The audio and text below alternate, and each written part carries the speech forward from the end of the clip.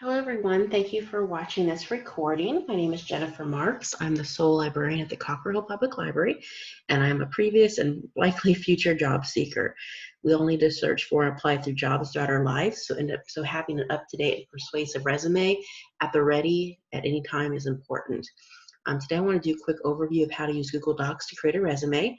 Now, this recording is not meant to be all-encompassing or answer every question you may have, but it's to serve as a way to kind of dip your toe into the many lessons that Google offers online for free to small business owners, entrepreneurs, job seekers, students, and educators to grow their digital skills.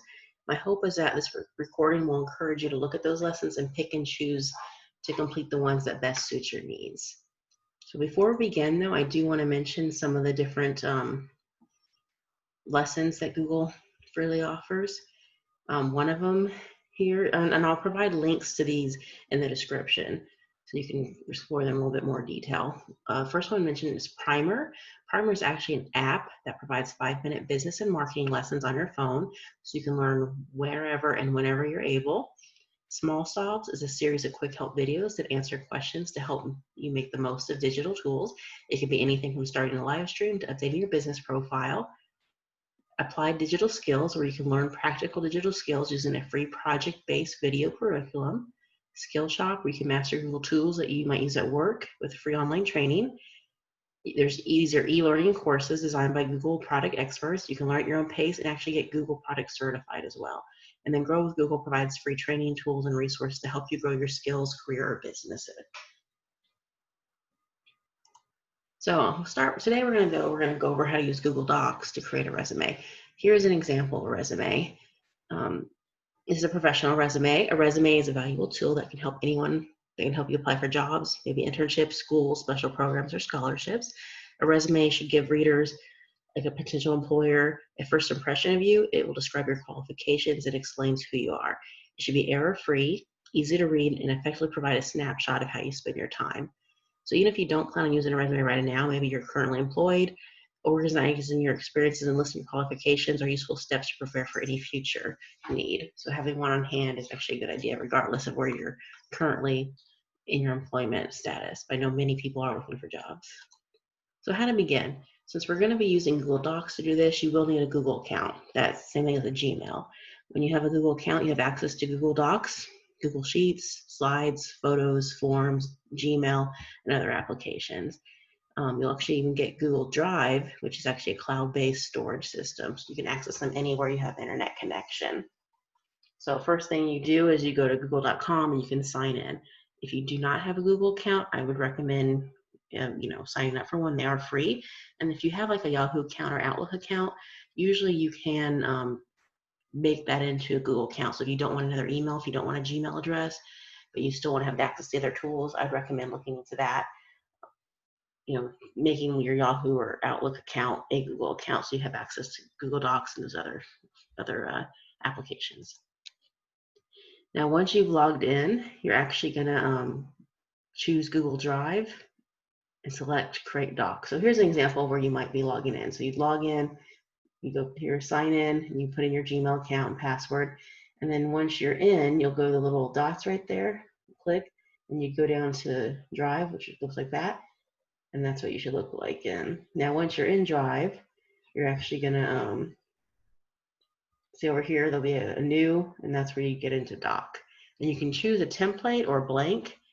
I would recommend, since you're doing a resume, choose a resume template. And that way you just have to edit out, you just edit out the information they have there. They already have it formatted to a resume format. But of course you could do blank. And then of course also once you've accessed it from Google Drive, it's gonna save, if you access Google Docs from Google Drive, it's actually going to save automatically in Drive, so you don't have to worry about saving it or email it to yourself later. Okay, so here's once again the example of what the template of resume look like. So resumes can be formatted different ways. There actually is a couple different options you can choose from in Google Docs as well. But resumes are going to include similar information. A typical resume will include sections like your contact information, your work experience, your education history, skills and abilities, maybe activities, awards, and accomplishments.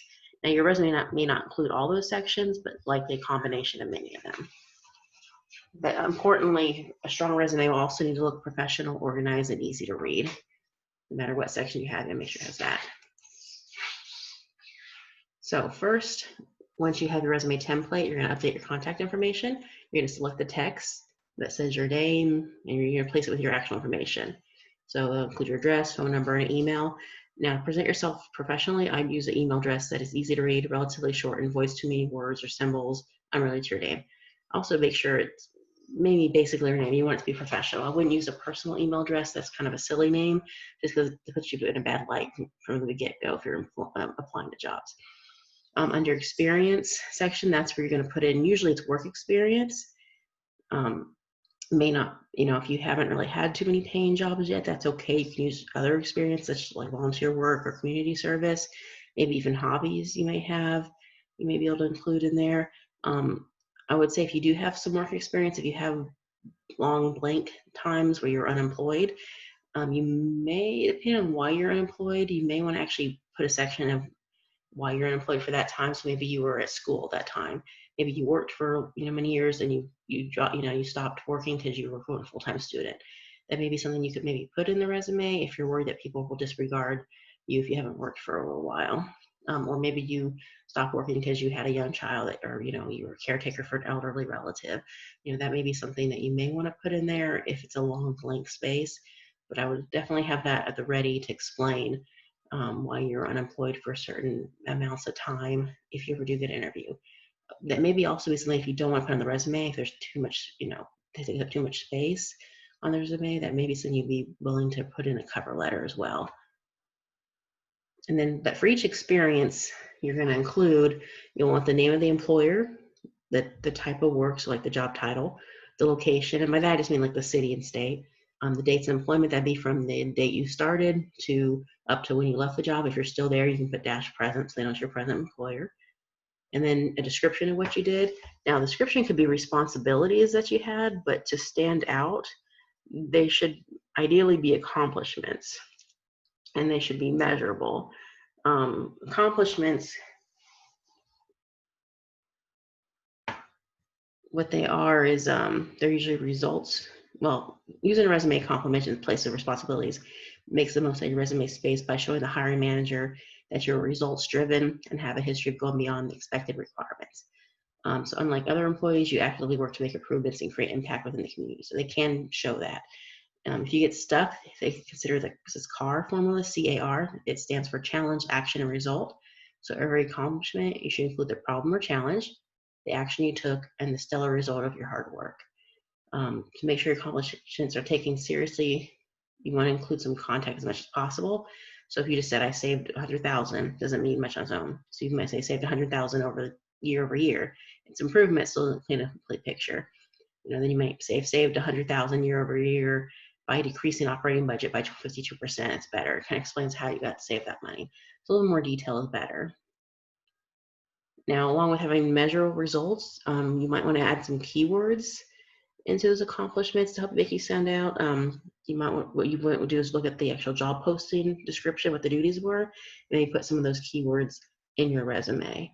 That way, maybe the hiring manager, they'll pick out your resume amongst, the slog of other resumes they get. And then you also want to look at education. For education, you're going to type in the name of you start with the most recent education, the highest level education, usually. So if you have a bachelor's and that's the highest, you'll want to put the bachelor's first. Actually, you would just put the bachelor's. If you, had a high school diploma, maybe you'll put that. If you have, if you had bachelor's, I wouldn't put the high school one. If you have associate's degree and also a bachelor's, you're going to put both. I put the bachelor's at the top, associates underneath. But you want the name of the school, maybe the school's location, which would be city and state.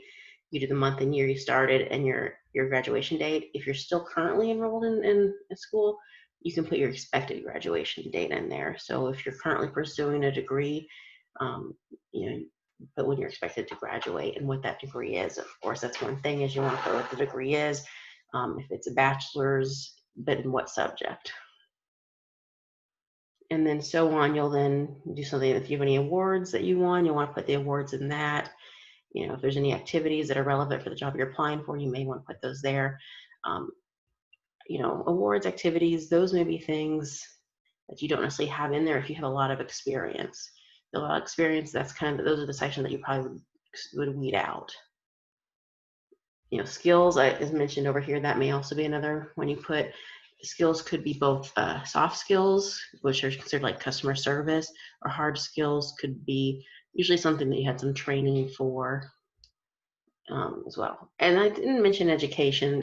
If you have certifications, that may be also the thing you want to put on there, especially if it's relevant to the job you're applying for. So that's just a quick overview of resume and the kind of things you want to look out for. Like I said, this lesson was just meant to be a quick, overview of it. If you want to learn more, I'd recommend some of the programs that, I have Google programs I mentioned at the top of this recording. And you can always reach out to me as well. I want to thank you for your time. My name is Jennifer Marks. I'm the librarian at the Copper Hill Public Library. I can be reached by email at copperhilllibrary@gmail.com, phone number 214-330-9935, or library does have social media, Facebook, Twitter, and Instagram. You can always reach out through that way as well. Thank you so much.